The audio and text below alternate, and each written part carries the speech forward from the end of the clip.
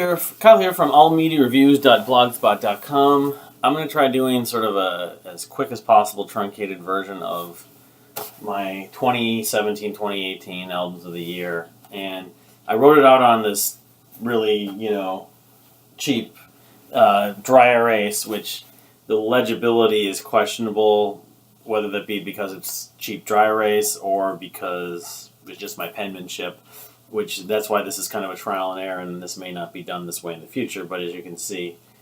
So I'll just go through the list, and I had 67 albums on the list I posted in early November, including some live albums, and maybe if I have time I'll go through some more honorable mentions, but I'll just go through the top 10 because that's what people want to hear. So number 10 was Coheed and Cambria's Vaxis Act 1, The Unheavenly Creatures.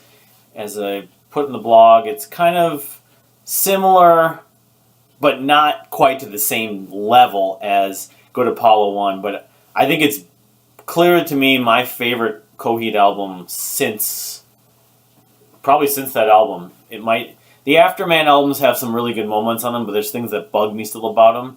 There's really nothing that bugs me about this. It's just not as amazing. But it might be the third best album, actually. I love Good Apollo. I love In Keeping Secrets, the record before that. But the records since have just been hit and miss with some good songs. But it was really good. I mean, it's got a lot of really good, energetic songs, melodic songs, moody songs. And it flows pretty well. I mean, there's some songs toward the end that kind of drag for me. But as a whole, it worked much better than any Coheed record in a long time. Because that Good Apollo 1 was in 2005, so you can just say 13 years almost. And also had David Bottrill. This one I don't think did. Number 9, Kimbra, Primal Heart. Another just kind of consistent set of songs. Everybody knows is my favorite on it. But Top of the World, The War. There's a lot of good songs on it. A lot of electronic songs. More experimental. It doesn't sound a lot like, definitely not like Vows, and even a lot like the previous record, The Golden Echo, but it still works. But I can definitely say that I think I prefer those two albums over this one, but it's still one of the best albums that came out in the past 12 months, 13 months. So Primal Heart, number 9. Number 8, Vennart, To Cure a Blizzard Upon a Plastic Sea, which I just did a video for. Again, another record which I enjoy the large majority of it. It has a couple of standout tracks like Spider Bones and Donkey Kong. The ending of Donkey Kong is just so memorable, that sort of like fast kind of interval pattern, and the chorus in that song. But there's a lot of other really good songs. Binary, what is it? I got it right here and I can't even remember the name of the song that has the name of the word bag.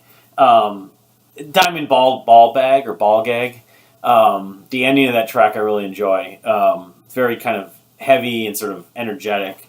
So, again, Vennart, well, I love the Demon Joke even more, I would say, at this point. To Cure Blizzard is still another excellent record from him. Maybe I'm a little bit of a fanboy, because I pretty much like everything he's done, maybe almost throughout his whole career, so... Number 7, Small Leak Sink Ships. I'm wearing their t-shirt today. They put out another excellent EP of Polaroid People. There's a little electronic element to it, but Small Leak Sink Ships.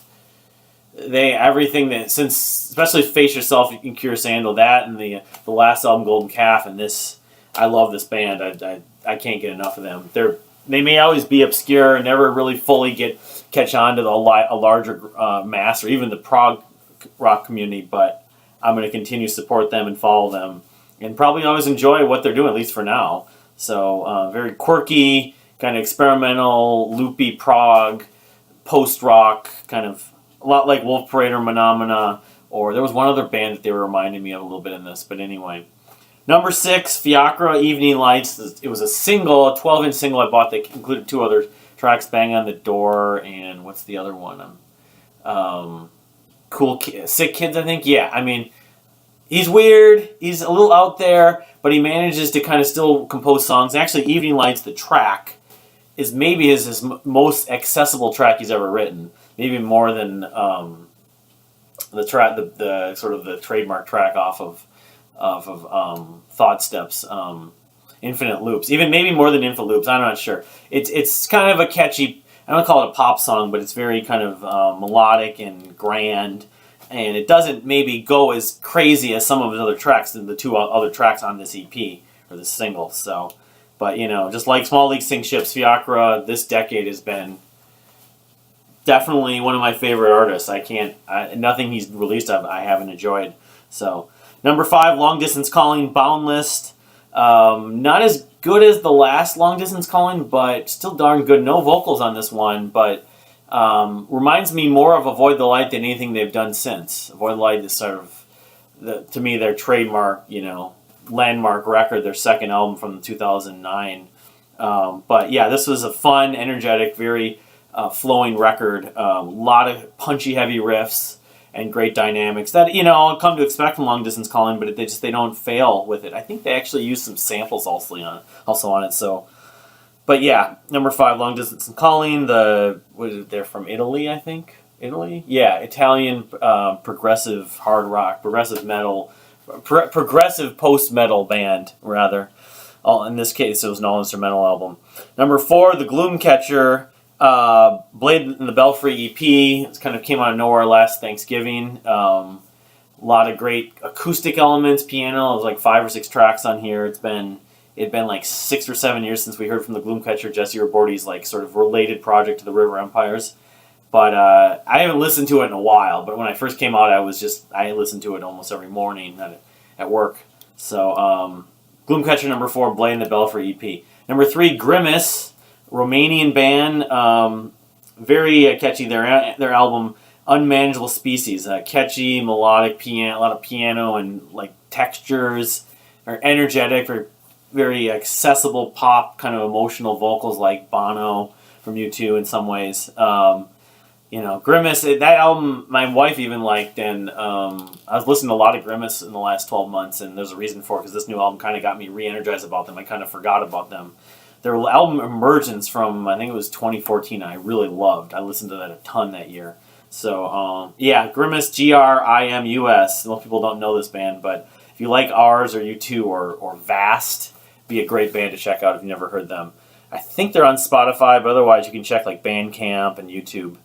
Number 2, Kindo, Happy However After. All these songs I'd heard through the Patreon, but the whole album still works really well together. City of Gods probably be my favorite, and About Love, those two. But a Return to Me. I mean, every track on this album is great.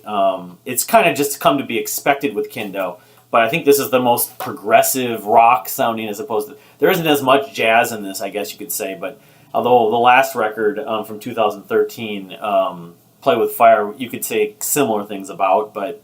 The thing is, they've released like 10 or 15 or 20 songs since, so their next record should be coming not too long after this one, which came out in April, Happy However After. And I can tell you there's some songs on there I think might be better than every song on this record, which I love this record. So, number 1, the Family Crest, The War Act 1. Yeah, this record has eclipsed the previous record, Beneath the Brine, which I absolutely love, but this record is epic. Got tons of different kinds of songs, the great use of chamber instruments and saxophone, and the vocal harmonies and the dynamics, some acoustic songs, some more like kind of very time-changing songs, very like memorable ballads. It was a complete album. While I found Beneath the Brine had some amazing songs, like the title track, probably There's Nothing Better that they've ever written at this point still.